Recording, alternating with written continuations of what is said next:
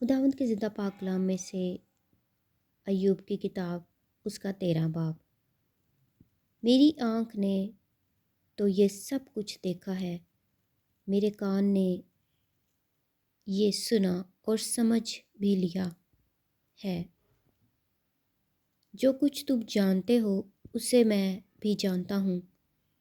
मैं तुमसे कम नहीं, मैं तो कादरे मुतलिक से गुफ्तगू करना चाहता हूँ। मेरी आरज़ू है कि खुदा के साथ बहस करो, लेकिन तुम लोग तो झूठी बातों के घड़ने वाले हो। तुम सब के सब निकम्मे तबीब हो। काश तुम बिल्कुल खामोश हो जाते, यही तुम्हारी अक्लमंदी होती। अब मेरी दलील सुनो और मेरे मुंह के दावा पर कान लगाओ।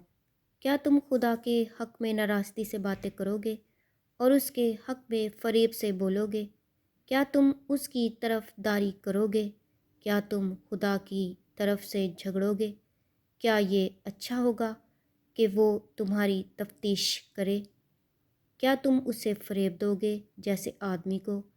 वो ज़रूर तुम्हें मलामत करेगा। अगर तुम खुफीफ्तन तरफदारी करो, क्या उसका जलाल तुम्हें डरा ना देगा और उसका रौब तुम पर छा ना जाएगा?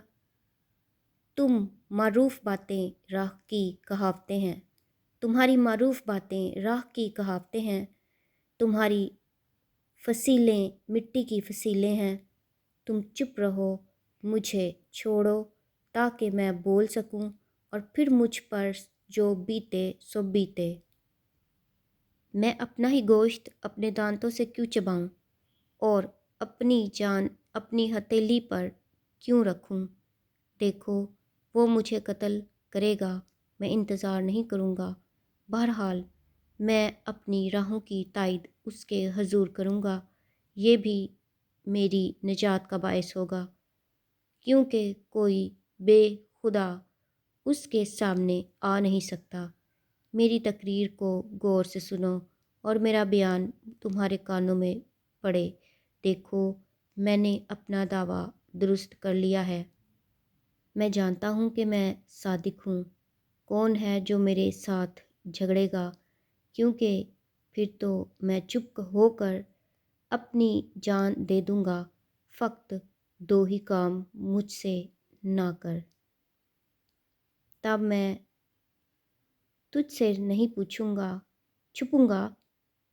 अपना हाथ मुझसे दूर हटा ले और तेरी हैबत मुझे खौफ ज़दा ना करे। तब तेरे बुलाने पर मैं जवाब दूँगा, या मैं बोलूँ और तू मुझे जवाब दे। मेरी बदकारियाँ और गुनाह कितने हैं, ऐसा कर कि मैं अपनी ख़ता और गुनाह को जान लूँ। तू अपना मुँह क्यों छुपाता है और मुझे अपना दुश्मन क्यों जानता है? क्या तू उड़ते पत्ते को परेशान करेगा? क्या तू सूखे डंठल के पीछे पड़ेगा? क्या तू सूखे डंठल के पीछे पड़ेगा? क्योंकि तू मेरे खिलाफ तल्ख बातें लिखता है और मेरी जवानी की बदकारियाँ मुझ पर वापस लाता है। तू मेरे पाँव काठ में ठोंकता और मेरी सब राहों की निगरानी करता है और मेरे पाँव के गिर्द खत खींचता है। अगरचे मैं सड़ी हुई चीज़ की तरह हूँ जो फना हो जाती है, या उस कपड़े की मानिंद हूँ जिसे कीड़े ने खा लिया हो। खुदावंद के ज़िंदा पाक कलाम के पढ़े और सुने जाने पर खुदावंद की ख़ास बरकत हो। खुदा का शुक्र हो। आमीन।